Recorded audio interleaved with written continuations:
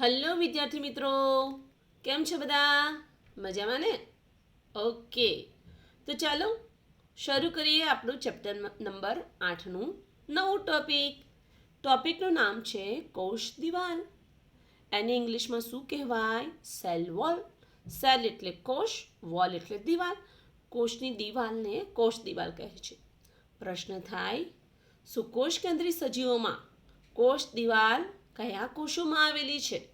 તો જવાબમાં શું આવે બેટા? ફૂગ અને વનસ્પતિના કોષનું જે આ કોષરસ પટલ હોય છે એની બહારની તરફ એક જાડું આવરણ આવેલું છે જેને શું કહે છે? કોષ દિવાલ. બરાબર છે બેટા? કોષરસ પટલ બોલો કે રસ પટલ બોલો અથવા તો રસ સ્તર બોલો, મતલબ એક જ થાય. ખબર પડી ગઈ? ક્લિયર? તો કોષ દિવાલનું સ્થાન ક્યાં છે? તો જવાબમાં શું આવે? ફૂગ અને વનસ્પતિના રસપટલની બહારની તરફ એક નિર્જીવ રચના આવેલું છે, નિર્જીવ પડ આવેલું છે જેને કોષ દિવાલ કહે છે. બરાબર છે? ક્લિયર? વનસ્પતિ કોષ અને ફૂગના કોષ, લીલના કોષનું સૌથી બહારનું આવરણ તો જવાબમાં આવશે કોષ દિવાલ જે નિર્જીવ છે. અને કોષરસને સાંકળતું આવરણ તો શું આવે? કોષરસ પટલ. અને કોષરસ પટલ કેવું હોય? જીવંત હોય, એની વૃદ્ધિ થતી હોય કોષરસ પટલની. જ્યારે પરિપક્વ કોષ દિવાલની વૃદ્ધિ થતી નથી. કારણ શું? તે નિર્જીવ હોય છે એટલા માટે. પરીક્ષાની અંદર ઘણીવાર પ્રશ્ન આવતો હોય છે, સંગત ઓળખો. તો કોષરસ પટલ, જીવંત પટલ, બાજુમાં લખ્યું છે કોષ દિવાલ, તો જવાબમાં શું આવશે? નિર્જીવ પટલ. ક્લિયર? ઓકે. આદિકોષ કેન્દ્રી જેવા કે બેક્ટેરિયામાં પણ કોષ દિવાલની હાજરી હોય છે. સુકોષ કેન્દ્રીમાં ફૂગ અને વનસ્પતિના જે રસપટલ છે એની બહારની તરફ એક નિર્જીવ રચના છે જેને કોષ દિવાલ કહે છે. આ કોષ દિવાલ કયા કાર્ય કરે છે એ પણ ઇમ્પોર્ટન્ટ પ્રશ્ન. મુખ્ય 4 કાર્ય કરે છે. સૌ પ્રથમ કોષને આકાર આપે છે. વનસ્પતિનો કોષ એનો આકાર બદલી શકતો નથી કારણ કે તે મજબૂત કોષ દિવાલથી ઘેરાયેલો છે જે આકાર આપવાનું કાર્ય કરે છે. બીજું, તે કોષને યાંત્રિક નુકસાન અને ચેપથી રક્ષણ આપે છે. કોઈ બેક્ટેરિયા અને વાયરસને આ કોષ દિવાલ અંદર તરફ પ્રવેશતા અટકાવે છે. બરાબર છે? ક્લિયર? કે ભાઈ વનસ્પતિને બેક્ટેરિયાથી ઇન્ફેક્શન થાય, વાયરસથી ઇન્ફેક્શન થાય તો એને કોષની અંદર પ્રવેશતા કોણ અટકાવે છે? તો જવાબમાં આવે કોષ દિવાલ. બરાબર છે? ક્લિયર? તે કોષને યાંત્રિક નુકસાન અને ચેપથી રક્ષણ આપવાનું કાર્ય કરે છે. સિમ્પલ. ત્રીજું, 2 કોષોનો સંપર્ક જાળવી રાખે છે. કોષ દિવાલ એક કોષને બીજા કોષ સાથે જોડે છે અને સંપર્ક બનાવી રાખે છે. ઇમ્પોર્ટન્ટ. અને ત્રીજું, કેટલાક નકામા પદાર્થો હોય એને કોષમાં દાખલ થવા દેતી નથી, અવરોધવાનું કામ કરે છે. કે અનિચ્છનીય મહાઅણુઓને કોષમાં દાખલ થતા અટકાવવા. બરાબર છે? કે ભાઈ ગમતા ન હોય, કોષ માટે ઉપયોગી ના હોય એવા મહાઅણુઓ કોષમાં દાખલ થતા અટકાવવાનું કામ, અવરોધવાનું કામ કોણ કરે છે? જવાબ આવે કોષ દિવાલ. તો આ હતા કોષ દિવાલના કાર્ય. ઇમ્પોર્ટન્ટ. આકાર આપવો, યાંત્રિક નુકસાન અને ચેપ સામે રક્ષણ આપવું, કોષો વચ્ચેનો સંપર્ક જાળવી રાખવો અને અનિચ્છનીય મહાણુઓને કોષમાં પ્રવેશતા અટકાવવા. ઓકે બેટા? Very good. ચલો, હવે કોષ દિવાલ જુદા જુદા સજીવોની જુદી જુદી હોય છે. ફોર એક્ઝામ્પલ, આ વારંવાર પૂછાયેલો પ્રશ્ન છે નીટમાં. લીલની કોષ દિવાલ શેની બનેલી હોય છે? તો જવાબમાં શું આવશે? Most important, cellulose, galactans. Galactose શર્કરાનો લાંબો અણુ, ગેલેક્ટન્સ. સમજ પડી? ગેલેક્ટોઝ શર્કરા છે, જે રીતે ગ્લુકોઝ શર્કરા છે ને બેટા, એ રીતે ગેલેક્ટોઝ શર્કરા છે. એ એકબીજા સાથે બંધ બનાવીને લાંબો અણુ બનાવે છે જેને ગેલેક્ટન્સ કહેવાય છે. બરાબર છે? ગેલેક્ટોઝ 6 કાર્બનવાળી શર્કરા. મેનન્સ બરાબર છે. મેનોઝ શર્કરાનો લાંબો અણુ. કઈ શર્કરા? મેનોઝ શર્કરાનો લાંબો અણુ, તો એને શું કહેવાય છે? મેનન્સ. ઇમ્પોર્ટન્ટ. આપણી ચોપડીમાં મેનોઝ લખ્યું છે બરાબર છે, પણ મેનોઝ શર્કરાનો લાંબો અણુ મેનન્સ. બરાબર છે. ક્લિયર? મેનન્સ એ કોના પોલીમર છે? મેનોઝના પોલીમર.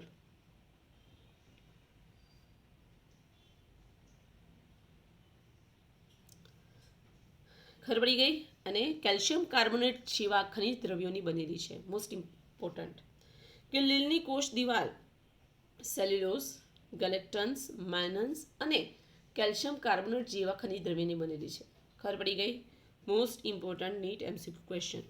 પછી લીલ આવ્યું તો ભાઈ ફૂગની કોષ દિવાલ શેની બનેલી છે? આ એ મસ્ત પ્રશ્ન છે. કાઇટિન અને પોલિસેકરાઇડની.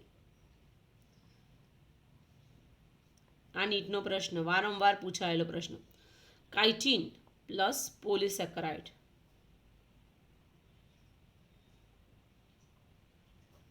કે ફૂગની કોષ દિવાલ કાઇટિન અને પોલિસેકરાઇડની બનેલી છે. મેં તમને આ એક્સ્ટ્રા કરાવ્યું. લીલની કોષ દિવાલ શેની બનાવેલી છે? બોલો. ક્લિયર? સેલ્યુલોઝ, ગેલેક્ટન્સ, મેનન્સ અને કેલ્શિયમ કાર્બોનેટ જેવા ખનિજ દ્રવ્યોની બનેલી છે. જ્યારે ફૂગની કોષ દિવાલ કાઇટિન અને પોલિસેકરાઇડની બનેલી છે. વનસ્પતિની કોષ દિવાલ શેની બનેલી છે? અમે 4 જણ છે. સેલ્યુલોઝ, હેમિસેલ્યુલોઝ, પાક્ટિન અને પ્રોટીન. યાદ રાખવાનું, વનસ્પતિની કોષ દિવાલ સેલ્યુલોઝ, હેમિસેલ્યુલોઝ, પાક્ટિન, આ ત્રણેય જણ શું છે? જટિલ પોલિસેકરાઇડ. સેલ્યુલોઝ, હેમિસેલ્યુલોઝ અને પાક્ટિન એ જટિલ પોલિસેકરાઇડ છે અને પ્રોટીનની બનેલી છે. ખબર પડી ગઈ? ક્લિયર? ઓકે, સારું. દરેક જણે નાનચુકડો છોડ જોયો હશે. છોડ નાનો હોય ત્યારે એનું જે પ્રકાંડ હોય છે ને લીલા રંગનું હોય અને વળી શકે તેવું હોય. કારણ કે તરુણ છોડની કોષ દિવાલ એટલી બધી સુવિકસિત હોતી નથી. કારણ કે એમની પાસે કઈ દિવાલ હોય છે? પ્રાથમિક કોષ દિવાલ હોય છે. ઇમ્પોર્ટન્ટ કે વનસ્પતિના તરુણ કોષમાં એક વનસ્પતિ નાની હતી, એનો નાનો છોડ હતો, તો એના કોષો પણ કેવા હશે? તરુણ હશે, પરિપક્વ હશે નહીં. તો એમાં જે પ્રાથમિક કોષ દિવાલ, સૌ પ્રથમ જે કોષ દિવાલ ઉત્પન્ન થાય છે એને પ્રાથમિક કોષ દિવાલ કહે છે. અને એની પાસે શેની ક્ષમતા છે? વૃદ્ધિની ક્ષમતા હોય છે. યાદ રાખજો, નાનો છોડ છે બરાબર છે, પ્રકાંડ લીલા રંગનું છે. ક્લિયર? ઓકે. આ છોડ ઇઝીલી વળી શકે છે. બરાબર? ક્લિયર? પ્રકાંડથી પણ વળી શકે છે કારણ કે એના કોષો કેવા છે? પરિપક્વ નથી, તરુણ છે. ને એમાં જે સૌપ્રથમ કોષ દિવાલ જોવા મળે તેને પ્રાથમિક કોષ દિવાલ કહેવાય. અને એની પાસે કઈ ક્ષમતા હોય છે બેટા? વૃદ્ધિની ક્ષમતા હોય છે. ક્લિયર બેટા? જેમ જેમ આ કોષ દિવાલ પરિપક્વ થાય તેમ તેમ તેની વૃદ્ધિની ક્ષમતા ઘટી જાય છે અને છેલ્લે નાશ પામે છે. બરાબર છે? મોટું ઝાડ હોય, વડનું ઝાડ હોય, એનું પ્રકાંડ વળે? ના વળે. આપણે વળી જઈએ પણ એનું મુખ્ય પ્રકાંડ વળે નહીં. સમજ પડી ગઈ? કેમ? કારણ કે હવે કોષો પરિપક્વ થયા અને કોષો પરિપક્વ થાય બરાબર છે એટલે એનામાં નવી કોષ દિવાલ બને. બરાબર? અને આ નવી કોષ દિવાલ ક્યાં બને છે? ઇમ્પોર્ટન્ટ. પ્રથમ કોષ દિવાલ એને પ્રાથમિક કોષ દિવાલ કહેવાય. અને જેમ જેમ કોષ દિવાલ પરિપક્વ થાય એમ પ્રાથમિક કોષ દિવાલની વૃદ્ધિ પામવાની ક્ષમતા નાશ થઈ જાય છે. સાથે સાથે કોષની અંદરની તરફ એટલે કે કોષરસ સ્તર તરફ એક દ્વિતીય કોષ દિવાલનું નિર્માણ થાય છે. બરાબર છે? દ્વિતીય કોષ દિવાલ ક્યાં આવેલું હોય? અંદરની તરફ. બતાવો. જુઓ, આ કોષ દિવાલ છે. ધારો કે આ બાહ્ય કોષ દિવાલ છે, પ્રાથમિક કોષ દિવાલ. આ કોષરસ પટલ અંદરનું. ને અહીંયા અંદરની તરફ બીજી દિવાલ ઉત્પન્ન થાય એને કઈ કહેવાય? દ્વિતીયક કોષ દિવાલ. સમજ પડી? જો અહીંયા દોરું છું કે ભાઈ પ્રાથમિક કોષ દિવાલની અંદરની તરફ એટલે કે કોષરસ સ્તર તરફ જે નવી કોષ દિવાલનું નિર્માણ થાય છે એને દ્વિતીયક કોષ દિવાલ કહે છે. બરાબર છે? તો વિદ્યાર્થી મિત્રો, આપણે શું શું ભણ્યા? આપણે કોષ દિવાલ ભણી રહ્યા છે. કોષ દિવાલમાં સ્થાન કે કોષ દિવાલ ક્યાં આવેલી છે કે ભાઈ ફૂગ અને વનસ્પતિ કોષના કોષરસ પટલની બહારની તરફ આવેલું નિર્જીવ આવરણ. એના 4 કાર્ય ભણ્યા. પછી લીલની કોષ દિવાલ, ફૂગની કોષ દિવાલ અને વનસ્પતિની કોષ દિવાલ કયા કયા ઘટકોની બનેલી છે એ ભણ્યા. બરાબર છે. પછી કોષ દિવાલ 2 પ્રકારની હોય છે.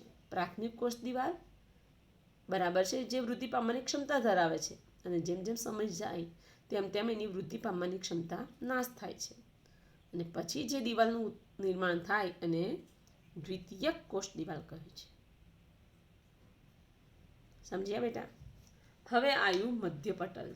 મધ્યપટલ કોને કહેવાય કે ભાઈ કોષરસ પટલ, બરાબર, અને કોષ દિવાલની વચ્ચે આવેલ હોય છે કે ભાઈ કોષરસ પટલ અને કોષ દિવાલની વચ્ચે જે પટલ આવેલું હોય છે તેને મધ્યપટલ કહે છે. ઇંગ્લિશમાં એને શું કહેવામાં આવે છે? મિડલ લેમેલી. ઇંગ્લિશમાં એને શું કહેવામાં આવે છે બેટા? મિડલ લેમેલી કહેવામાં આવે છે.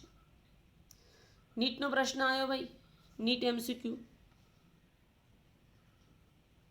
મધ્યપટલ શેનું બનેલું છે? કેલ્શિયમ પેક્ટેટનું. એનામાં કેલ્શિયમ હોય છે, મેગ્નેશિયમ હોય છે અને પેક્ટિન હોય છે. પરંતુ મેગ્નેશિયમ કરતાં કેલ્શિયમનું પ્રમાણ વધુ હોય છે. એટલે કહી શકાય કે મધ્યપટલ શેનું બનેલું છે? કેલ્શિયમ પેક્ટેટનું. બરાબર છે. બધી બહુ જ વાર આ પ્રશ્ન નીટમાં પૂછાયેલો છે. બોર્ડ માટે પણ ઉપયોગી, નીટ માટે પણ ઉપયોગી. ખબર પડી? મધ્યપટલ ખબર પડી ગઈ ક્યાં આવેલી છે? કોષરસ પટલ અને કોષ દિવાલની ફરતે આવેલું છે. ઉપર તમને હું બતાવું બુકની અંદર.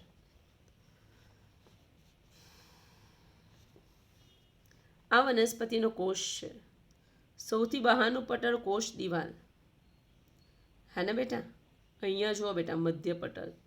આ કોષરસ પટલ છે. આ અંદરનું કોષરસ પટલ, બહારની કોષ દિવાલ અને બંનેની વચ્ચે શું આવેલું છે? મધ્યપટલ. ક્લિયર? ઓકે. બીજું અહીંયા એક વસ્તુ સમજાવી દઉં. કોષરસ તંતુ. કોષરસ તંતુ એટલે શું? કે અમુક પાતળી નલિકામય રચના જોવા મળે છે. હા, જો અહીંયા કે જો આ અંદર શું છે બેટા? કોષરસ પટલ, આ મધ્યપટલ અને આ કોષ દિવાલ. બરાબર છે. એમાંથી પસાર થતી નલિકામય, સૂક્ષ્મ નલિકામય રચના છે જેને શું કહેવામાં આવે છે? કોષરસ તંતુ. શું કહે છે? કોષરસ તંતુ.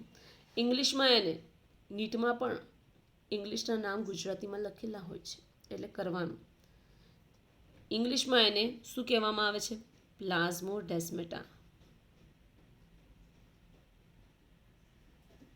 બંને નામ યાદ રાખવા કે ભાઈ કોષરસ તંતુ કોને લંબ અક્ષે આવેલું છે? તો જવાબમાં શું આવે? લંબ આવેલું છે. કોને?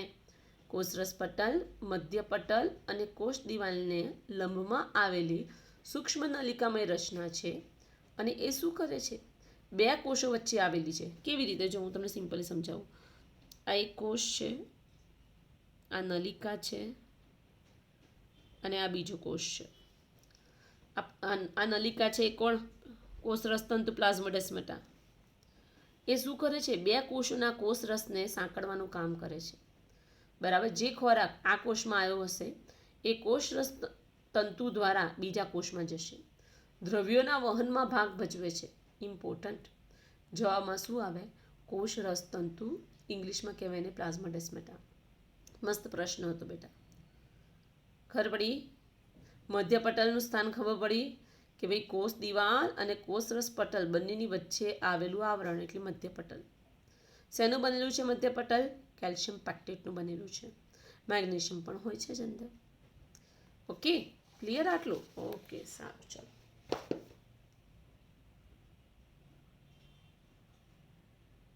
આવી જાઓ. મધ્યપટલ જોઈ લીધું. મધ્યપટલનું કાર્ય શું છે બેટા? તે આજુબાજુના કોષોને એકબીજાના સંપર્કમાં રાખે છે તેમજ જકડી રાખે છે. કોષોને એકબીજા સાથે સંપર્કમાં રાખે, પકડી રાખે. ઓકે, સારું. પછી ક્વેશ્ચન આવ્યો કોષરસ તંતુ પ્લાઝ્મોડેસ્મેટા. મેં તમને હમણાં જ બતાવ્યું. ઇમ્પોર્ટન્ટ હો.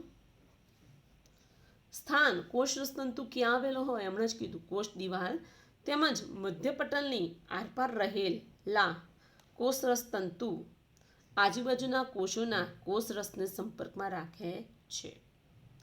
વ્યાખ્યા અને કાર્ય બંને સાથે આપેલું છે. કોષરસ તંતુ ક્યાં આવેલું છે? તો જવાબમાં શું આવી શકે? બીજી ભાષામાં શું આવી શકે? ચલો, કોષ દિવાલ, મધ્યપટલ અને કોષરસ પટલને લંબ ગોઠવાયેલી પાતળી નલિકામય રચનાને કોષરસ તંતુ એટલે કે પ્લાઝ્મોડેસ્માટા કહે છે. કાર્ય: તે આજુબાજુના કોષોના કોષરસને જોડવાનું કામ કરે છે. ક્લિયર? આજુબાજુના કોષોના કોષરસને જોડવાનું કામ કોણ કરે છે? જવાબમાં આવે કોષરસ તંતુ. ઇમ્પોર્ટન્ટ. તો આજે આપણે મસ્ત મજાની થિયરી ભણ્યા. ક્લિયર? થિયરીનું નામ હતું કોષ દિવાલ. મોસ્ટ ઇમ્પોર્ટન્ટ થિયરી હતી. ઓકે, બીજી એક નાની થિયરી જોઈ લઈએ. ચલો આવી જા બેટા.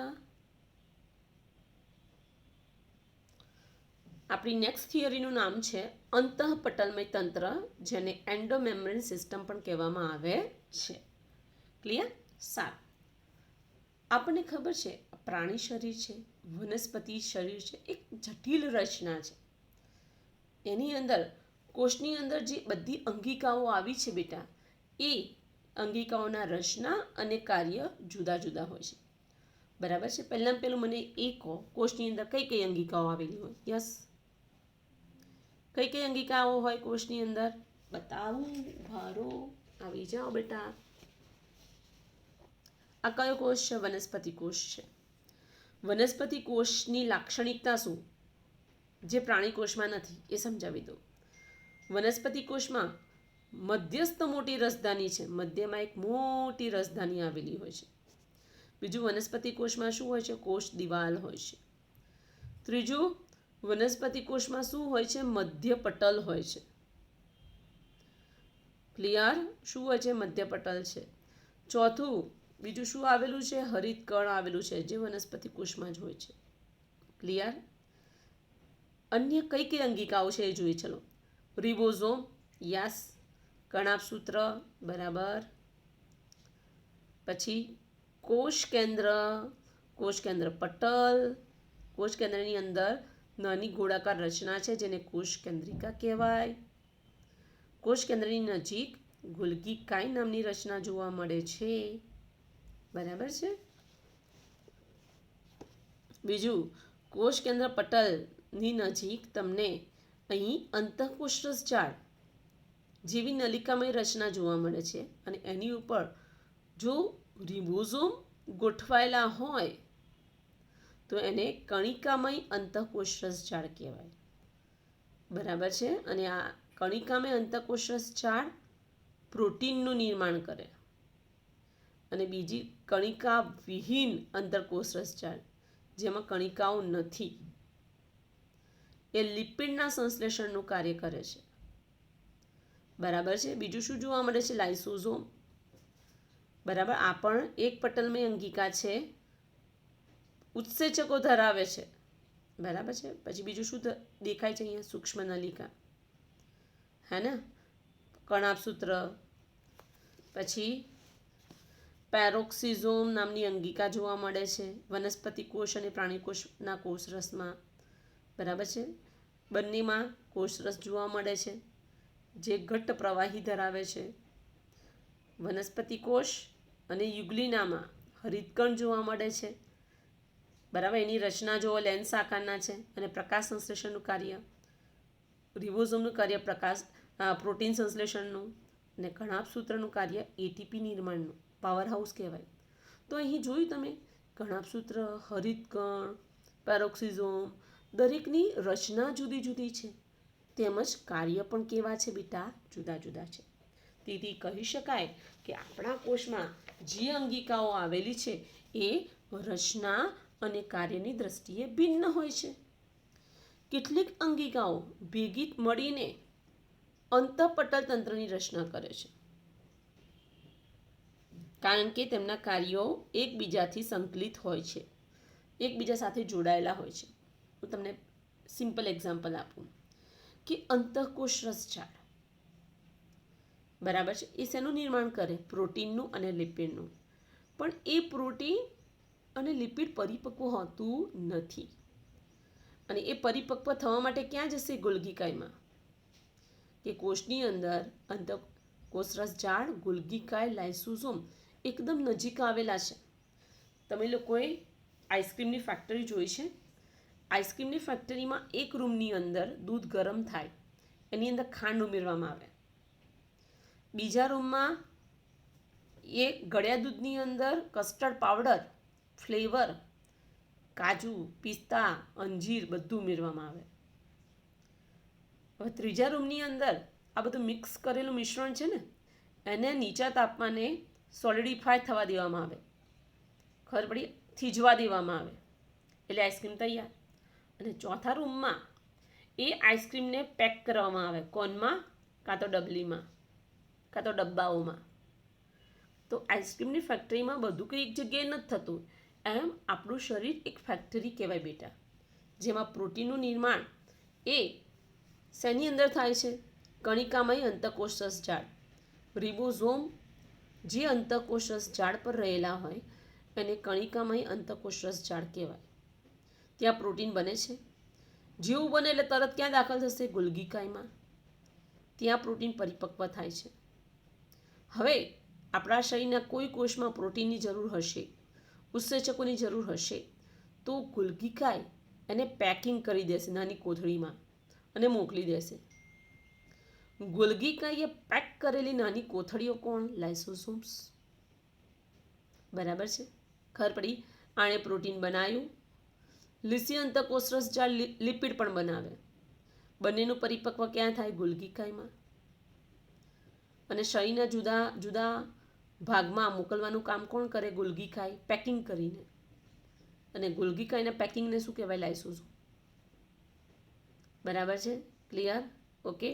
અને રસધાનીની અંદર પાણી, બરાબર છે, જે જમ્યા હોય વનસ્પતિની અંદર મોટી રસધાની હોય, જે એના પોષક દ્રવ્યો હશે એ પણ હશે, નકામા દ્રવ્યો બધું રસધાનીમાં હશે.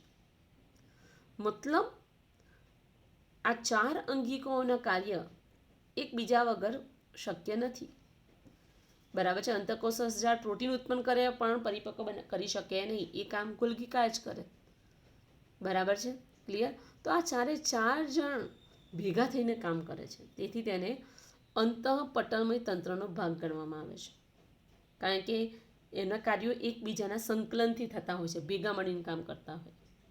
બરાબર છે? બધું કંઈ એક જણ કામ નથી કરતું, બધા વહેંચીને કામ કરે છે, ભેગા થઈને બેટા. જ્યારે નીચે કણાભસૂત્ર, હરિતકણ અને પેરોક્સિઝોમ. કણાભસૂત્રની રચના જુદી, કામ શું? એટીપીનું નિર્માણ. હરિતકણ ખોરાકનું નિર્માણ. પેરોક્સિઝોમ શું કરશે?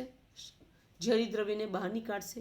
મતલબ દરેકના કાર્ય સ્વતંત્ર છે, એકબીજા સાથે ઉપર આધારિત નથી.